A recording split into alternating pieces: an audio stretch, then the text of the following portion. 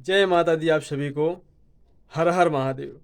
आप सभी को आज बताऊंगा कि कुछ साधकों को सिद्धियां क्यों प्राप्त नहीं होती। ठीक है। बहुत सारे लोग ऐसे होते हैं जो बहुत दिनों तक साधना करते हैं, सिद्धि करते हैं, किसी मंत्र को जप करते हैं, किसी भगवान की पूजा करते हैं, फिर भी उन्हें कोई भी सिद्धि प्राप्त नहीं होती, कोई भी शक्ति प्राप्त नहीं होती। वो बाबा नहीं बन पाते या फिर कुछ और भी उनकी तमन्ना होती है वो पूर्ण नहीं कर पाते। तो इसके पीछे का कारण क्या होता है? ठीक है। आपने कोई मंत्र ले लिया, कोई यूट्यूब से आपने कुछ देख लिया या फिर किसी बाबा के सुन लिया या फिर अपने मन से आपने सोचा कि मैं ऐसा कर लूँगा तो हो जाएगा। ये आपने गलत चुनाव कर लिया। ठीक है। तो क्यों आपने गलत चुनाव किया? ये आप सोच रहे होते हैं कि अब मैंने कुछ गलत किया है इसीलिए मुझे कुछ प्राप्त नहीं हुआ। तो इसके पीछे का कारण क्या होता है और आप जो है आगे जीवन में क्यों नहीं बढ़ पाते हैं, इसके बारे में भी मैं आपको पूरी जानकारी दूंगा। और सिद्धियाँ किस प्रकार से प्राप्त होती हैं इसके बारे में भी मैं आपको बताऊंगा। ठीक है।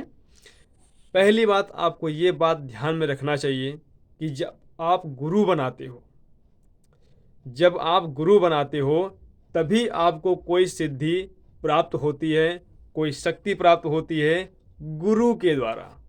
ये सोच लो आप कि बिना गुरु बनाए मैं सिद्ध कर लूँगा, भगवान तो सबके होते हैं और मैं भगवान को गुरु बना के फिर सिद्ध कर लूँगा, तो ये आप शायद गलत चुनाव कर लेते हैं।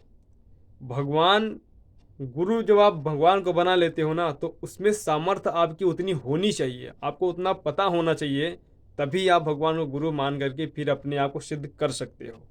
नहीं तो आप अपने आप को सिद्ध नहीं कर पाओगे और सिद्धियाँ भी आपको प्राप्त नहीं होंगी। ठीक है। और जब मानव गुरु होते हैं, मान लिया जाए मैं आपका गुरु हूँ या फिर कोई और आपके गुरु हैं, तो वो किस प्रकार से आपको सिद्धियाँ प्राप्त करवाते हैं इसके बारे में पहले आप समझो। किस प्रकार से आपको सिद्धियाँ प्राप्त होती हैं। मान लिया जाए कि आप मेरे पास आए। ठीक है। आप मेरे पास आए और मैंने आपको मंत्र दीक्षा दिया कि जा बेटा इस मंत्र का जप करना, तुझे माता रानी प्राप्त हो जाएंगी, तुझे माता का आशीर्वाद मिलेगा, तू साधक बन सकता है, अपनी सिद्धियाँ कर सकता है, अपने जीवन में खुश रह सकता है, लोगों का भला कर सकता है। तो इसके पीछे का कारण आपने समझा नहीं, इसके पीछे का कारण आपको पता नहीं है कि मंत्र दीक्षा गुरु ने किस प्रकार से दिया है मुझे। ठीक है। इसके मेन कारण मैं आपको समझाता हूँ। जब किसी योग्य गुरु के पास आप जाते हो ना तो पहले आपके शरीर का बंधन वो काटते हैं, आपके शरीर का बंधन वो काटते हैं और शरीर के बंधन के साथ साथ आपके ऊपर के सारे तंत्र काटते हैं। बहुत सारे लोग ये सोचते हैं कि मुझे कोई तंत्र नहीं लगा है, मैं तो ठीक ठाक हूँ और मैं सिद्धियाँ कर लूँगा। ऐसा कुछ नहीं होता। साधक को भी तंत्र लग जाते हैं, बड़े बड़े तांत्रिकों को भी तंत्र लग जाते हैं, आपको पता नहीं है।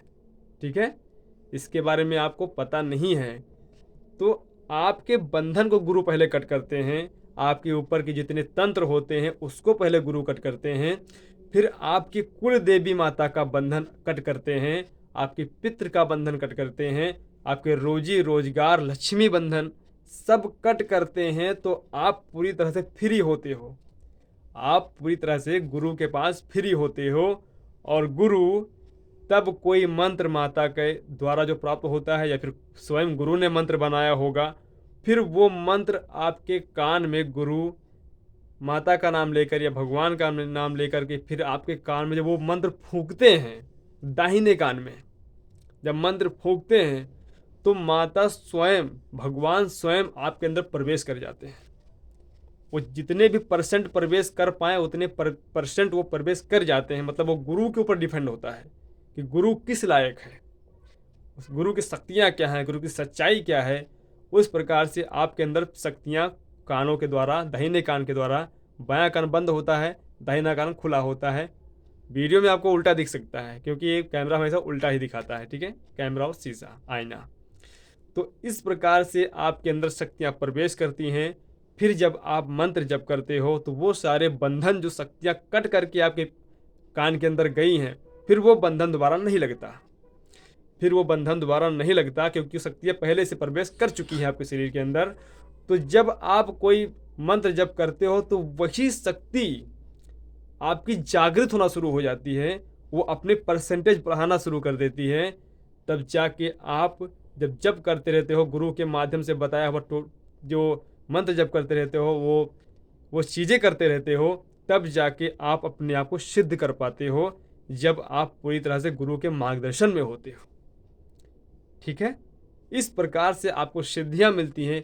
एक सिद्धि आपने हासिल की, उसके बाद जिस सिद्धि को हासिल आपने किया है वही आपको दिमाग देंगे कि दूसरी सिद्धि किस प्रकार से हासिल करनी है।